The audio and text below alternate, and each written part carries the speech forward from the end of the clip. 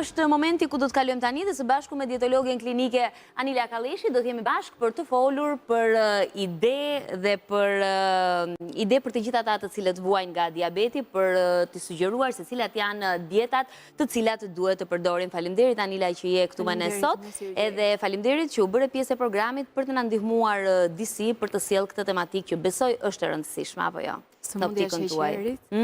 Sëmundja e sheqerit kalojmë nga një hap në një hap tjetër për të treguar në fakt problematikat që lidhen me sëmundjen e sheqerit, gjithashtu dhe regjimin ushqimor të cilin duhet mbajmë. Fillimisht dua të jap disa statistika, le të themi.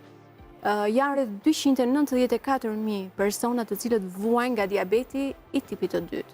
Rreth 90.000 janë të padiagnostikuar, nuk e din ndoshta ose mund ta kenë të fshehur, dhe fatkeqësisht le të themi që një pjesë e mirë e këtyre diabetikëve është e prekur nga fëmijët dhe të rinjt. Pra dikur njihej si sëmundja të pasurve, sëmundja e atyre personave të cilët kishin bollok në shtëpiat e tyre, borgjezve le të themi, kishin bollok, ushqimi dhe kishin të zhvilluar diabetin në një periudhë diku pas moshës 50-60 vjeçare. Kjo kurb ka ardhur në rritje edhe pse ka kaq shumë informacion për mënyrën se si duhet të ushqehemi, për produktet që duhet të konsumojmë, se si duhet në një farë mënyre edhe të gjejmë balanca midis asaj çfarë konsumojmë. Si ka mundësi që edhe pse është kaq shumë informacion të diagnostikuar. Në vitin 2000 kishim rreth 94.000 të diagnostikuar. Tani kemi rreth 3 fishën më tepër të këtij numri, le të themi. Pa llogaritur ato që nuk e din ose nuk janë të diagnostikuar.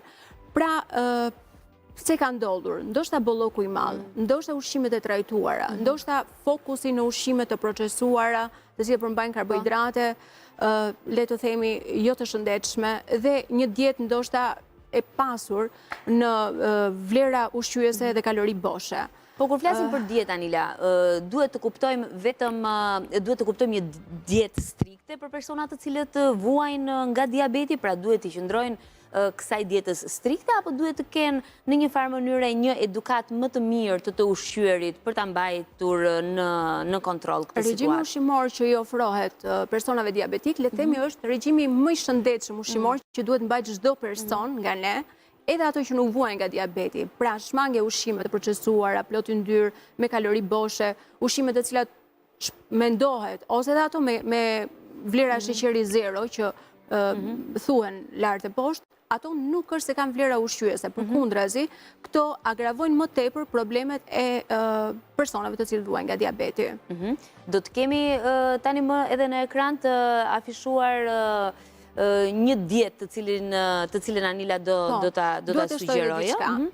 Diabeti ka 3 forma. Është diabeti i tipit parë, insulinovartës, ata të cilët nuk prodhojnë insulinë në organizëm dhe janë të detyruar gjithë jetën të përdorin insulinën, por një gabim mund të ndodhi tek këta persona të diabetit të tipit parë. Duke menduar që insulina është prezent her pas here, 5 herë, 4 herë, 6 herë ndoshta në ditë tek këta persona, abuzojnë duke konsumuar ndoshta ushqime të cilat kanë sheqer të tepërt, ushqime të cilat rrisin indeksin glicemik më njëherë, dhe të gjitha këto janë të dëmshme dhe nuk do funksiononte shumë mirë nëse ne marrim insulinë dhe mendojmë që duke marrë insulinën ne jemi të mbrojtur.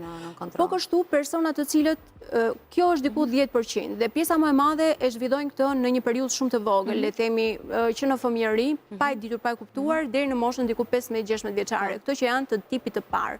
Diabeti i tipit të dytë kryesisht është diabeti që zhvillohet diku pas moshës 35 deri në 40 vjeç dhe janë persona të cilët kanë konsumuar shumë shpesh, le të themi, ushqime të cilat kanë një indeks glicemie të lartë, që janë kryesisht hykrau këtej, ushqime të procesuara me shumë drithrat të cilat janë të procesuar, mielli i bardhë, orizi i bardhë, makaronet e bardha, ushqimet e dëmshme që ne njohim. Dhe edhe këta përsëri mund të bëjnë gabim. Me idenë që marrin insulinën, mendojnë që janë të mbrojtur dhe preferojnë që të konsumojnë edhe baklavan e vitit të ri, apo edhe gjatë ditëve të tjera të vitit të konsumojnë ushqime apo ëmbëlsira të ndryshme. Duke shtuar edhe diabetin që zhvillohet në shtatzani. Rreth 5% të grave në periudhën e shtatzanisë mund të zhvillojnë diabet. Ndoshta një keq ushqyer, le të themi, gjatë periudhës së diabetit, ndoshta një mos konsulte mirë me një dietolog apo nutricionist apo edhe me mjekun përkatës, për t'i dhënë ndoshta ideja që po rrit një fëmijë dhe ti fillon të ushqesh ndoshta 2 fishën, 3 fishën e kalorive, ose mendon se një ëmbëlsirë do të ishte e mirë për të rritur fetusin në organizëm, përkundrazi ti mund zhvillosh diabet, por kjo është e kurueshme, le të themi pjesa më e madhe e grave, nëse i nënshtrojnë një regjim ushqimor të shëndetshëm, pas staxanisë nuk e kanë më diabetin.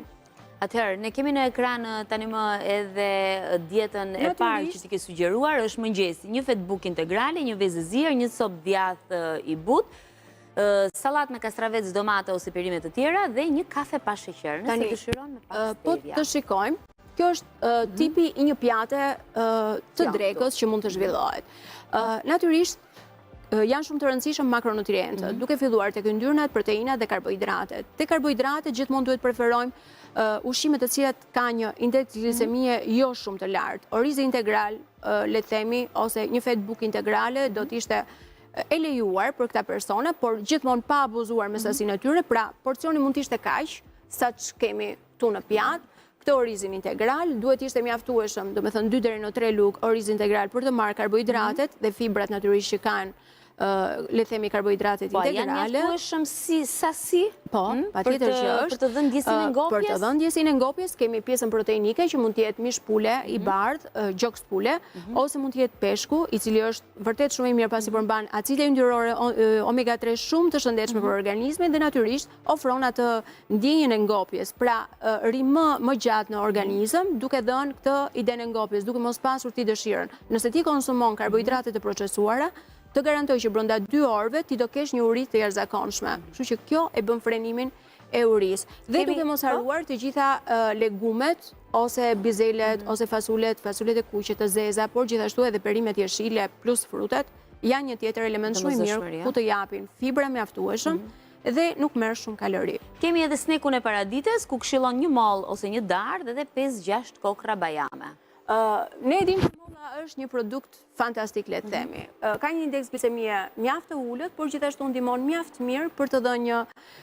ato antioksidantë që duhen, por dhe vitaminat e mjaftueshme. 5-6 bajame do të ishin përsëri shumë të rëndësishme për të marrë acide yndyrore omega 3 të shëndetshme për trurin, por natyrisht edhe për diabetikët. Le të themi që diabetikët, pjesa më e madhe e tyre kanë lidhje të ngushtë ose janë bashkëshoqëruese me personat të cilët kanë probleme kardiake, por gjithashtu ata që kanë probleme me mbipeshën.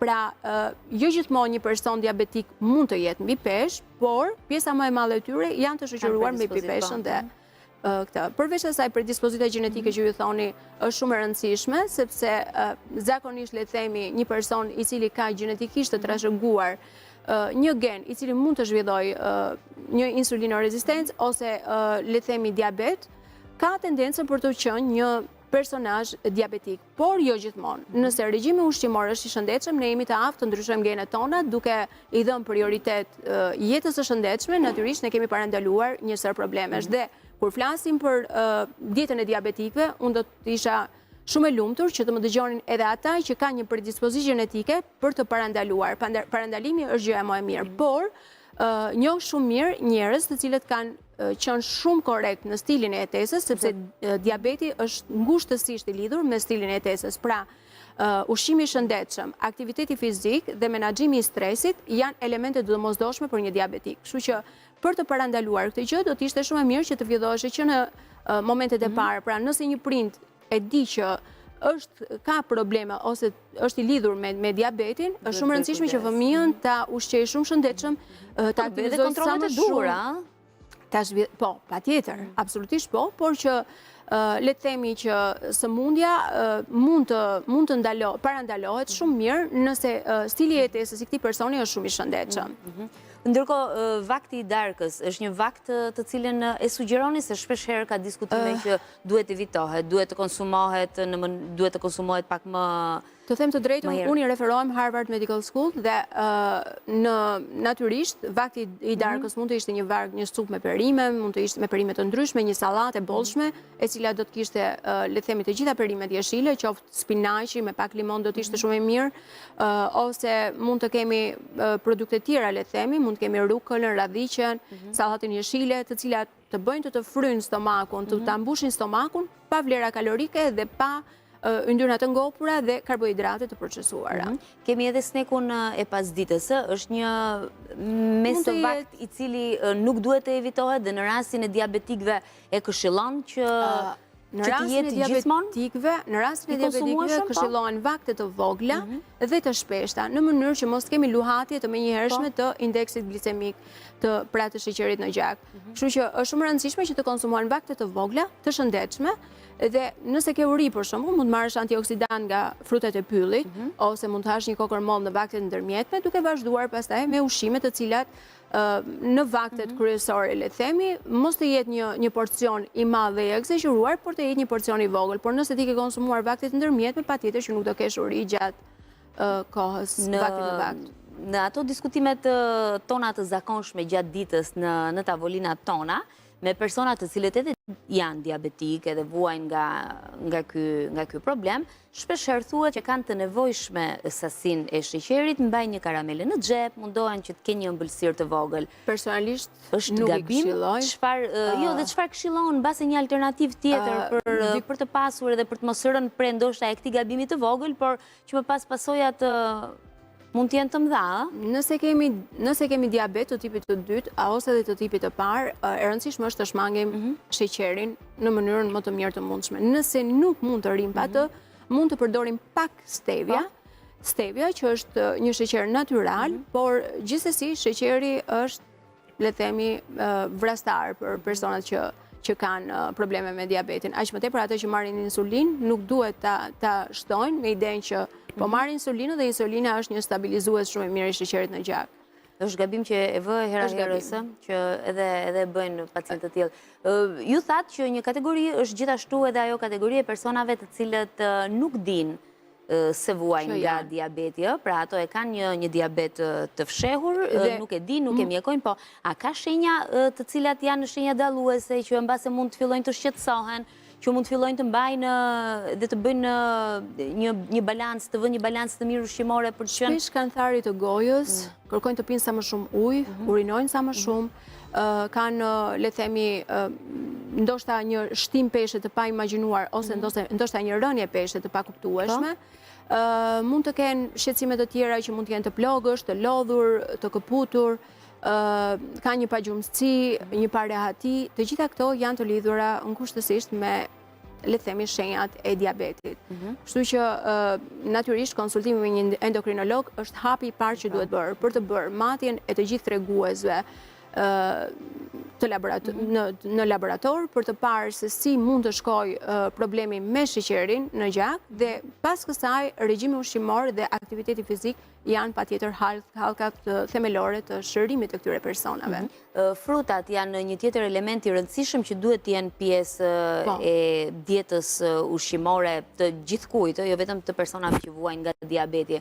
Por në këtë rast, këshillon, cilat janë frutat që mbase kanë më pak sheqer, që ti këshillon të konsumohen më shumë, edhe cili edhe është raporti, ose ndonjëherë mbase edhe mund të abuzohet me konsumin e tyre dhe mund të krijojë dëm, apo? Absolutisht po. Frutat janë një element shumë i rëndësishëm në dietën e çdo kujt dhe natyrisht ato përmbajnë antioksidantë dhe vitamina esenciale për organizmin. Qitra është një element fantastik, le themi, për persona diabetik. I konsumuar në mëngjes, por gjithmonë duhet të kenë kujdes, mos ketë një problematik bashkëshoqëruese bashkë me diabetin. Pra një person i cili ka gastrit ose refluks nuk mund ta konsumojë qitron.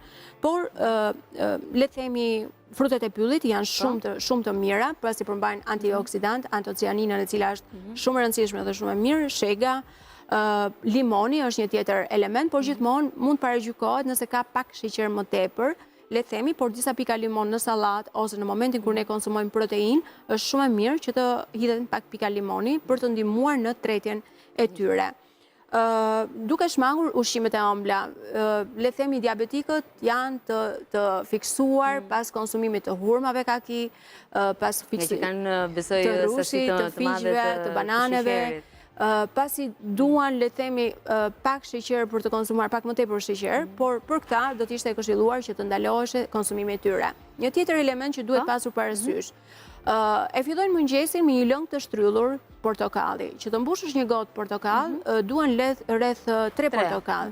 Që do të thotë, kemi marrë sheqer me shumicë dhe nuk kemi marrë fibra. Është shumë e mirë që ta konsumojmë një frut, pra një portokall, sesa të konsumojmë 3 dhe të marrim vetëm ujë me sheqer. Ndaj bëni kujdes, evitoni lëngun e shtrydhur të portokallit në mëngjes. Të falenderoj shumë Anila për këshillat që ndave, shumë të vlefshme vërtet për të gjithë ne, jo vetëm për ata që vuajnë nga diabeti.